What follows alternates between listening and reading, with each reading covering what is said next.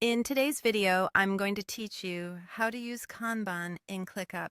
If you're new to Kanban or just want a faster way to manage tasks in ClickUp, this walkthrough will guide you from opening the right place to moving tasks around like a pro. We'll start by opening a list, because Kanban in ClickUp works best at the list level.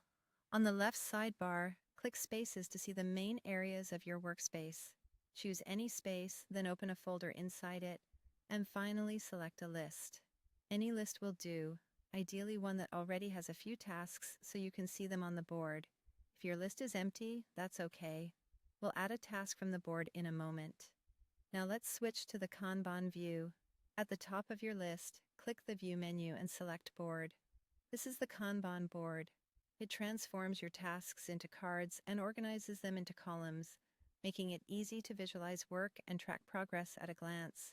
If you're used to spreadsheets or long task lists, this view will feel more visual and intuitive. Take a moment to understand the columns. Each column represents a status in your workflow. The most common ones are To Do, In Progress, and Done, but your workspace may use slightly different labels. The idea is simple.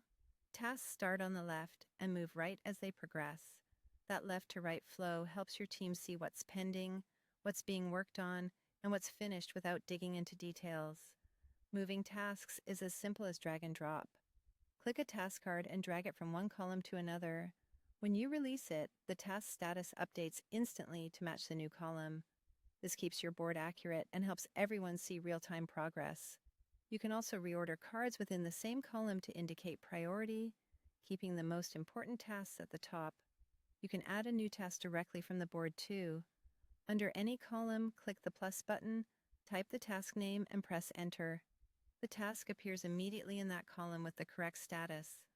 Short, action-oriented titles work best here.